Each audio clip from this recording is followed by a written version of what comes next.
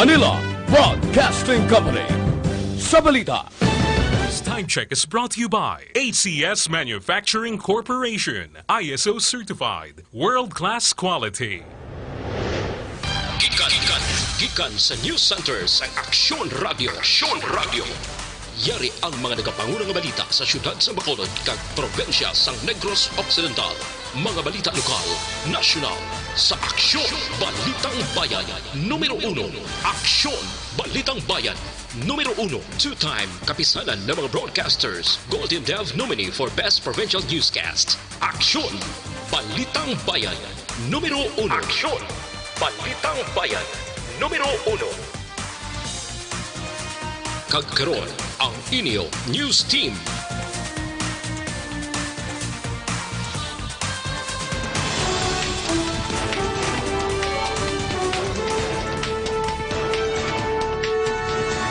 Sa ato nagapanguna nga mga Pangulong dinalan sa mga balita lokal, dalayon nga pag-untat sa Visiting Forces Agreement, posible yung kapahuyang sa intelligence monitoring sa AFP.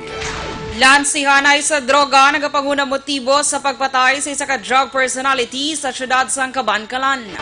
Sa balita national, report nga nalakip si Lieutenant Colonel Espinido sa narco list, ginapaimbestigahan karon ni Presidente Duterte. Suggested retail price ang surgical face mask ginaduso sa DTI nga pasakaan sa 12 pesos kada isa. Maayong aga Bacolod, may aga balugawahin sa Western Visayas. Karong adlaw Huwebes, Pebrero 13, 2020. Ang inyong news team, Aksyon Dorel Cabatu. Aksyon Boy Duran, ang mga balita lokal pagkatapos lamang sa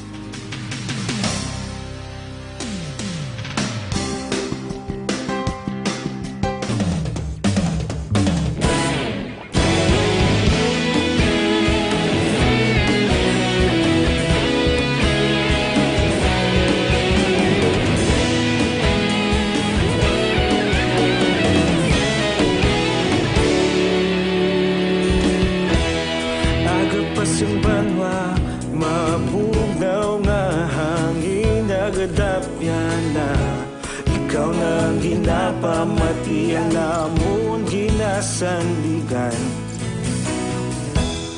Tingog sang probinsya kamatuuran ginapalak na Minsay nga may dala paglaom kag kasanat Tinuig na nagligan ikaw gihapon ang ako nga istasyon Sa pagbudlak sang adlaw sa pagtuhaw sang biton Mga balita nga dala inspirasyon Aksyon radyo Bacolod man sa gihapon Padayon Aksyon radyo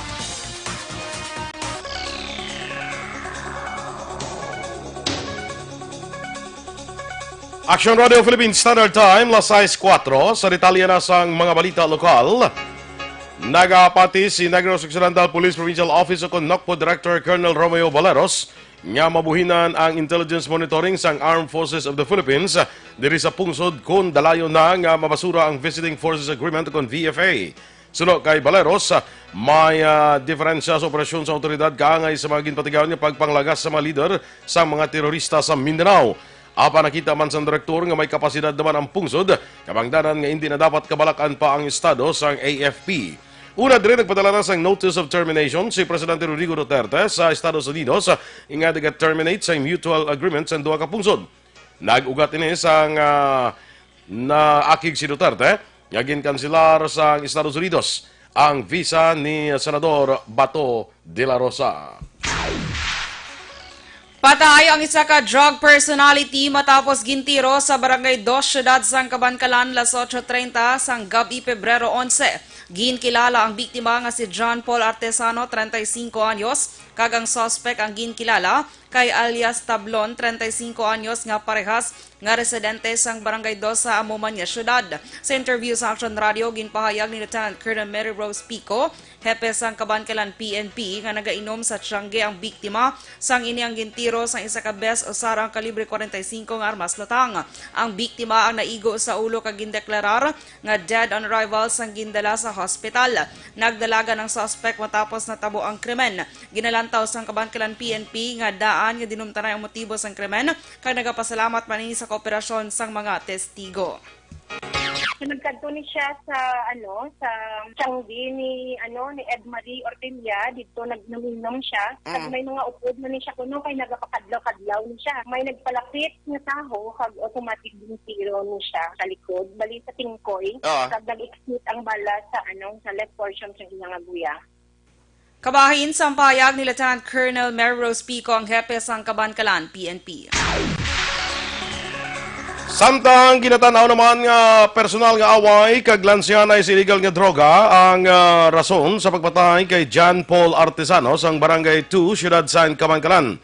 Sunod kay Lieutenant Colonel Mary Rose Salvi Pico, ang hepe sang Cabancalan PNP, ang biktima kag suspetsado may madugay na nga lainay sa buot kay naglambot sa punto sang pailas ni sang pinatyanay. Ang duwa lunsay mga drug personalities sa mga lugar kag updanay man sa trabaho bilang mga barker sa terminal sa Ceres Bus. Natala na naman ang pagsaka kaso ng murder batok sa suspetsado nga si alias Tablon Vicente nga karon at large na. Una diri ginlutang ni alias Tablon si Artesano samtang nagapungko lamang gamit ang kalibre 45 base man sa basiyo nakitaan sa eksena sang insidente. Ginbawian na sang kabuhi sa tong Sabado sang hapon sa Corazon, Locsin, Montelibano Memorial Regional Hospital si Junel Ganat nga pumuluyo sang Puro Katilingban, Barangay 39, Siyudad sang Bacolod. Si Ganat among angkas sa motorsiklo nga ginamaneho ni Godofredo Gamao nga una napatay sang natabo ang aksidente. Madasig ang pagpadalagan sa motorsiklo ni Gamao sang ilan na bungguan ang nagaparking at trucking sa Lizares Extension tubang sang Yuno R, Barangay 40, Siyudad sang Bacolod. Samtang ginako sang truck driver nga si Dennis Regla sang Barangay Kaman-Kamang, Banwa sang Isabela nga wala siya sang ginbutang nga early warning device sa salakyan sa natabo ang aksidente. Sulod kay Police Staff Sergeant Jose Marie de la Paz, Traffic Investigator sang Police Station 6, nagabulig naman si Regla sa mga pamilya sang napatay. Dugang pa ni De La Cruz, nagaproblema karon si Regla sa pag-release sang insurance bangod wala sang driver's license kag ORCR ang motorsiklo nga ginadala ni Gamao. Naluwas naman ang isa ka 21 anyos nga lalaki matapos niya nagkulob ang bangka nga ginausar sa magpangisda. Kag ini nakitaan nga nagalangoy-langoy sa boundaries sang baybayon sang Negros kag Bantayan Island sadtong aga sang Pebrero 11. Ang naluwas ang ikilala kay J. Ward Villacastin, residente sa Purok Lumboy, Barangay Mantigue sa Bantayan. Ang biktima ang nagpanagat sadtong Pebrero 9 kag nagkulob ang bangka bangod sa mapaskog nga balod. Si Villacastin ang naglangoy-langoy sang 15 oras tubtob nga nalabayan ini sang fishing bangka nga Mary Francis kag naluwas ang boat captain nga si Rosario de Lima. Sunod kay Petty Officer 1 Wilmar Dolorfino, Substation Commander sa Philippine Coast Guard sa Ciudad San Cadiz, si Villacastin ay hara na sa maayong kondisyon matapos nga ginpa-check up sa doktor. Si Villacastin ang nakabalik na sa Bantayan sa itong aga kung kahapon sang aga. Pagkatapos naman ko sa detalye, indala naman sa Municipal Health Office para ma-check up ang iyang kondisyon sa iyang lawas. Katapos, nabalaan sa doktor nga physical fitment ng dali siya. So, tagaan na lang siya sa resita. Ang kabahin sa pahayag ni Petty Officer 1 Wilmar Dolorfino sang Philippine Coast Guard. Sa dugang nga mga balita lokal, may nakita na nga mabakod nga ebidensya ang mga investigador sang National Police Commission o NAPOLCOM bato kay Police Staff Sergeant Eric Olverio kag Police Staff Sergeant Orwayne Jade Nadado. Ini ang pahayag ni Napolcom Regional Director Attorney Joseph Celis sa exclusive interview sa Aksyon Radio. Si Alverio kag nadado amo ang jailer kag desk officer sa Police Station 3 sang nagpalagyo ang 4 ka preso sa custodial facility sa Numero sa isang kaagahon. Sunod kay Attorney Celis, ginahulat niya ang investigation report nga ipasa sa investigador agud mapaidalom sa summary hearing proceedings ang duha agod sa pagpalagyo sang 4 ka preso. Dugang pa ni Celis ang pagsungka sang 4 ka preso matapos ng palagyo ang makahatag sang kamag-an sa ginapatubang nga kaso administratibo. Una nga nagpasaka ang kaso nga infidelity in the custody of the prisoner batok kay Alverio kag nadado matapos nga sunod kay Celis nga klaro nga may pagpabaya ang duha kun nga nakapalagyo na ang mga preso nga wala nila nabatsyagan. Samtang ginpasalamatan naman ni Bacolod City Fire Marshal Chief Inspector Publio Plutenia, Sanday Presidente Rodrigo Duterte, DILG Secretary Eduardo Anyo, kag BFP Chief Director Jose M. Bang Jr., bangod sa bag-o nga fire truck nga nabaton sang siyudad sa Bacolod. Sa turnover ceremony sa Camp Aguinaldo sa siyudad sa Quezon, ginbaton Anday Plutenia kag Bacolod City Mayor Evelio Leonardia ang bag-o nga 24,000-gallon water tanker nga fire truck bilang suporta ini sa BFP National Headquarters para sa siyudad sa Bacolod. Sa BFP Modernization Program, nagapati si Plutenia nga mas dako ang mabulig sila para sa firefighting operations sa isa ka highly urbanized city pareho sang Bacolod. Nagpungko na bilang bago nga hepe sang Criminal Investigation and Detection Group o kon CIDG Bacolod Field Unit si Police Major Melvin Madrona matapos ginbuslan sini. Nagligad nga semana si Police Major Adelon Kaakbay nga ginsaylo naman sa ARMM CIDG sa Tawi-Tawi Field Unit. Si Madrona ang naghalin sa PNP CIDG Camp Crame antes gimbuslan ni Kaasiya Kaakbay. Sunod kay Madrona bilang bago nga tagpamuno sa CIDG Bacolod, pagatutukan sini ang pagdismantle sa mga organized crime group sa syudad, ang uplan paglalansag, uplan pagtugis kag iban pa nga mga law enforcement nga may nagakaigong koordinasyon sa mga kapulisan sa Bacolod City Police Office kag iban pa nga ahensya. Aksyon Radio Philippines Standard Time, lasay sa 13. Sa ato naman mga ka-aksyon nga nagaproblema sa mga bukol nga nagatubo sa inyong lawas, sistema na kuntumor, hindi na pagpadugaya, hindi pagpabayi para hindi na mag-malignant. Maginom na sang Santon Plus Cervic Capsule. Sunod sa mga eksperto, ini Santon Plus Cervic Capsule makatunaw sa mga breast cyst, myoma, bukol sa ovary, bukol sa baga, goiter, kag iban pa. Ginabuligan pa sa Santon Plus Cervic Capsule yung alawas para nga hindi matubuan sa mga bukol, cyst, kag iban pa nga mga balatian. Santon Plus Cervic Capsule, garantisado may alibyo. Mabakal sa mga butika, tag 12 pesos lang. Bisitahin man ang Alternative Medicine and Wellness Center sa Medalla Nernais at tubalan sang gate sa Paglawang Sports Complex. Tabuk sinayara dira ang Alternative Medicine and Wellness Center. Pangitaalang si Doc Ramel Uy para sa libre nga check-up. Kag ang Santon Plus Cervic Capsule pwede na ma-deliver sa inyo balay pagi sa pag-order online sa www.kalusuganyan.ph o magbisita lang sa Kalusuganyan Facebook page.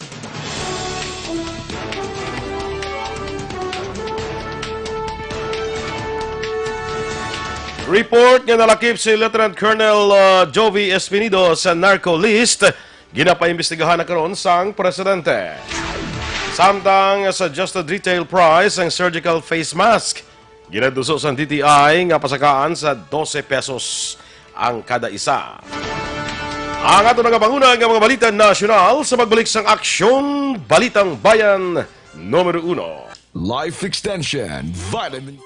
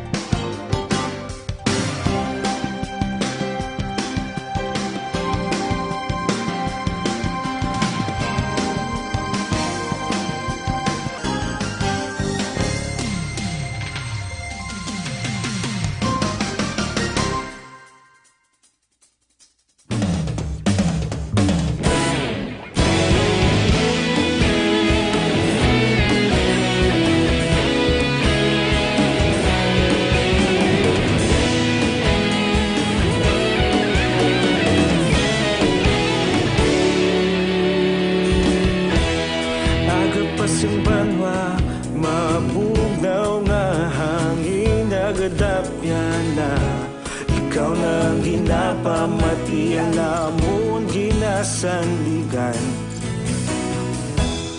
Tingog sang probinsya kamatuuran ginapalap na minsay nga may dala paglaom kag kasanat.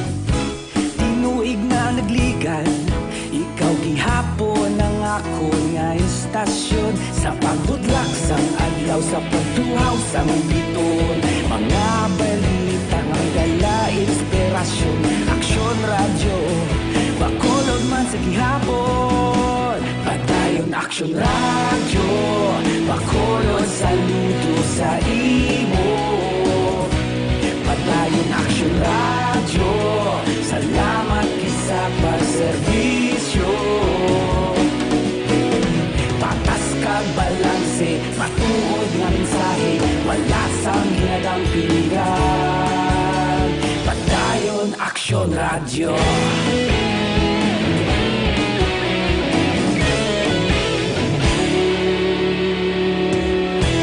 Pagkolon kag negrosanon inyong pamatian. Stasyon nga nagapalaplag sang kamatuuran. Mabakod nga prinsipyo, reporter handa sa serbisyo. Kahapon, karon kag sa gihapon, kita magapadayon. Tinuig na nagligan, ikaw gihapon ang ako nga istasyon. Sa pagbutlak sang adlaw, sa pagtuhaw sang biton, mga balita na may dala inspirasyon. Aksyon radyo, bakolon man sa gihapon. Padayon aksyon radyo, bakolon saludo sa imo. Padayon aksyon radyo, salamat kit sa pagserbisyo. Patas kag balanse, matuod nga mensahe, wala sang ginadampigan. Padayon aksyon radyo. Una sa balita, una sa aksyon, sa Bacolod Aksyon Radio. Una sa balita, una sa aksyon, sa Bacolod Aksyon Radio. Kita ulog na ngay, sabisan ano nga kalintangan. Responsable nga pagbalita, pagdayon na ipalaknan. Malasig pero sigurado, aksyon nga may dala pagpalanggan.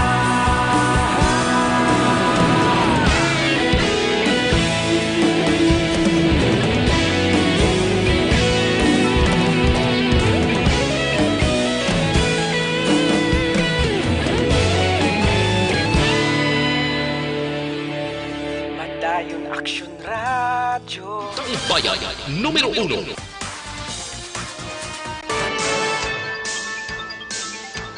Aksyon Radio Philippines Standard Time, lasay sa 19. Detalya na sa atong nagapanguna nga mga balita nasyonal. Ginapaimbestigahan ni Presidente Rodrigo Duterte ang report nga kalakip sa narco list si Lieutenant Colonel Jovi Espinido, ang poster boy sang Chief Executive sa kampanya batok sa illegal nga droga. Sunod kay Presidential Spokesman Salvador Panelo, himuon inis ang Presidente kung mabato ng opisyal nga report dalhin sa Philippine National Police. Apan sa personal paglantaw ni Panelo, imposible nga malakip sa narco list si Espinido. Madumduman makapila ka beses ang indayaw ni Duterte si Espinido bangon sa pagkapatay sa mga napatihan nga big-time drug lords nga Santay Ozamin City Mayor Reynaldo Paruhinog kag Albuera Mayor Rolando Espinosa. Ginadusos ang Department of Trade and Industry o DTI nga pataasan ang suggested retail price kung SRP ang surgical face mask sa 12 pesos ang kada isa. Sunod sa DTI, posible nga magkaproblema ang supply sa mga merkado kung hindi maghimo sang bag-o nga mga face mask ang local manufacturer nga nakabase sa Bataan. Ginpaathag ni DTI Undersecretary Ruth Castelo, ginpalambot sa ila sang local manufacturer nga nagsaka ang presyo sang raw material kasunod sang pagsaka sang demand sang face mask. Dugang pa sang DTI pagatun-an sa Department of Health kung tion na nga pataasan ng SRP sang face mask. Sa karon ang SRP sang face mask inyara sa 8 pesos kag 105 pesos naman para sa N95 mask.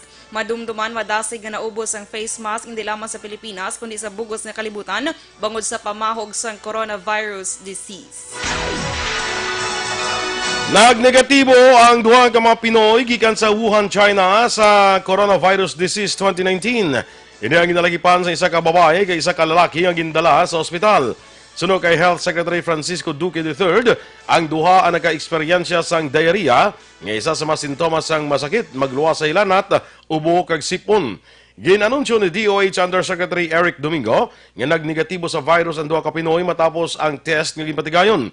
Sunod kay Domingo, igabalik sa quarantine facility ang duha para tapuson ang 14-day mandatory quarantine. Magapangayo naman sang bulig kay Presidente Rodrigo Duterte si Senator Bongo para sa pondo sang ginaduso niya nga quarantine facility sa mga pampubliko nga hospital. Kadungan sinigin pahayag ni Go nga ihirit man niya sa presidente nga sertipikahan bilang urgent ang nasambit nga hagna. Napinsaran sang senador nga mabutangan sa quarantine facility ang mga government-owned hospital sa Kabalaka nga magsaka pa ang kadamuon sang persons under investigation tungod sa COVID-19. Suno pa sa senador nga ini ang ginahimo sa karon nga tikang sa pila ka mga pungsod agud mapreparahan ang makamamatay nga virus. Dugang panigo nga tungod wala sang pasilidad sa Pilipinas na pilitan ang gobyerno nga gamiton bilang quarantine facility ang New Clark City sa Kapas Tarlac nga para kuntani sa training lamang sa mga atleta nga Pinoy. Ginapaabot naman nga madulaan ang Pilipinas ang 42 bilyones pesos nga kita sa turismo gikan sa China, Hong Kong, Macau kag Taiwan sa bulan sang Pebrero tubtob Abril kasunod sang outbreak sang coronavirus disease 19 o COVID-19. Ini ang ginpahayag ni Tourism Secretary Bernadette Romulo Puyat sa public hearing ang ipatigayon angot sa epekto sang COVID-2019 sa ekonomiya sa pungsod nga nagdepende man sa tourism sector. Suno kay Puyat, sa bulan sang Pebrero lamang, ginapaabot nga madulaan ang pungsod sang 16 bilyones pesos nga tourism revenues. Sa report sa Civil Aviation Board, 465 ang na-record nga kansilado nga mga flight sa kada semana bangod sa COVID-2019. Suno kay Puyat, may mga tikang man nga ginadihon ang ila DOT para mapaganagan ang impact sa ekonomiya sang outbreak. Napaslawan ang Bureau of Customs sa BOC nga malambot ang target collection para sa 2019. Base sa preliminary reports ng BOC Financial Service, nakakolekta sang 630.47 bilyones pesos sang 2019 o kung 95.4% mas manubo sa target nga 661.04 bilyones pesos. 8 sa 17 ka collections districts ang nakalambot o kung wala nakalambot sa target nga kita sa ahensya, samtang naka-record sang highest target collection ang Manila International Container Port, Port of Batangas kag Port of Manila. Sa piyak sinigin pasalamatan ni Commissioner Ray Leonardo Guerrero ang iyang mga opisyal kag matinaw subong man ang mga nagabulig nga ahensya bangod sa padayon nga suporta kag kooperasyon. Sa ibang panaton nga balita nasyonal, ginmando sang korte sa siyudad sang Bislig, Surigao del Sur ang pag-aresto sa founder kag mga key officers sang Kapa Ministry International tungod sang investment fraud. Sunod sa Securities and Exchange Commission, nagpagawa sang order of arrest ang Bislig Regional Trial Court Branch 29 batok sa Kapa founder nga si Joel Apolinario, ang trustee nga si Margie Danao, corporate secretary nga si Reyna Apolinario, kag inaligar promoters nga santay Marisol Diaz, Adelfa Fernandico, Moises Mopia kag Riniones Katubigan. Kaso kriminal ang ipasaka sa state prosecutor batok sa Kapa officers sa paglapas sa Securities Regulation Code base man sa alegasyon sa corporate regulator. Ginpahayag sa SEC nga ginaganyat sang Kapa ang publiko nga mag-invest sang 10,000 pesos sa organisasyon kabaylo sa 30% kada bulan nga balik. Tubtub ini ukon sa tubtub sano nga wala sa iban nga muon kundi mag-invest ka maghulat sa payout. Nadiskubre man sa mga prosecutors ng Department of Justice nga mga opisyal nga baligya o nagatanyag sa securities for sale nga wala sang maging file nga registration statement gikan sa Securities and Exchange Commission. Gininsista ni Interior Secretary Eduardo Anyo nga dapat hatagan sang armas ang mga personnel sang Bureau of Fire Protection ug BFP subong nga tuig. Sa isa ka press statement ginpahayag ni Anyo, timely kag practical nga paarmasan ang 29,286 ka mga firefighters ng BFP para man sa kampanya sang gobyerno sa pagpakig-away kontra kriminalidad, illegal nga droga, terorismo kag violent extremism. Ang mga bombero ang paghatagan sang 9mm pistols kag nagpangabay ng DILG sang pondo sa Department of Budget and Management para sa pagbakal sa armas. Ginpasiguro ni Anyo antisatagan sa armas ang mga bombero, sila ang unang ipaidalom sa marksmanship kag gun safety training. Sunod pa kay Anyo ang pagpaarmas sa mga BFP personnel ang nabase man sadto sa direktiba ni Presidente Rodrigo Duterte angot sa bulig sa angkensya agod mamintinar ang law and order kag hindi lamang i-limit ang mga ila kaugalingon bilang mga bombero. Ginaduso naman ni Senator Risa Hontiveros nga imbestigahan ang negosyo sa Philippine Offshore Gaming Operator sa Pogo nga ginaangot sa illegal nga aktibidad. Ini matapos ginpresentar ni Hontiveros ang isa ka Taiwanese nga babae nga nagaligar biktima sang human trafficking.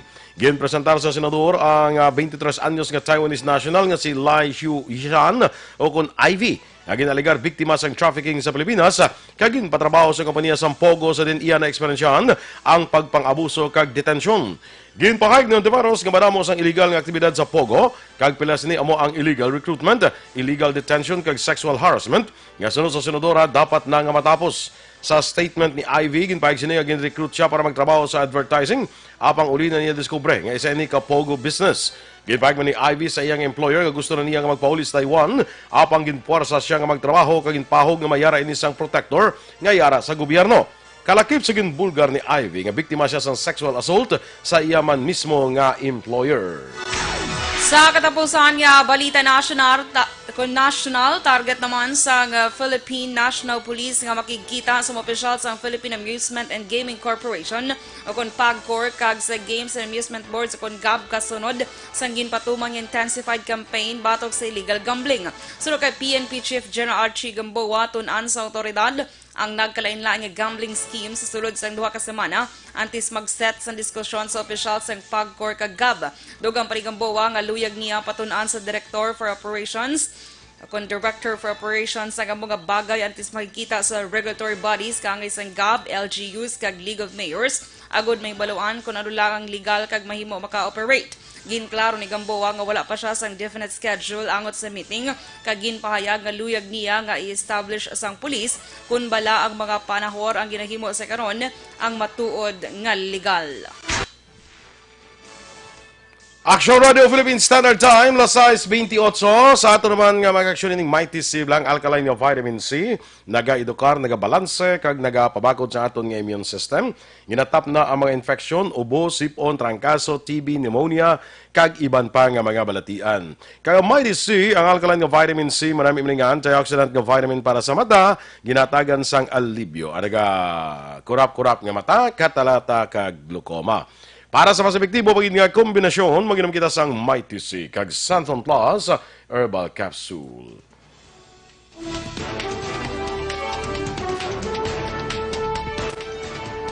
Indogin mamatiyan ang ato nagapangunang mga balita diri sa Aksyon, Balitang Bayan Numero 1. Standby na sa Aksyon Report, second portion.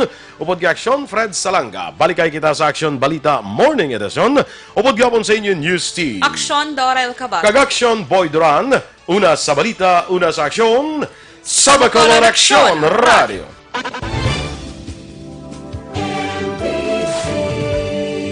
Manila Broadcasting Company. Sa balita, komentaryo, isyu, serbisyo publiko. Sa Bacolod Aksyon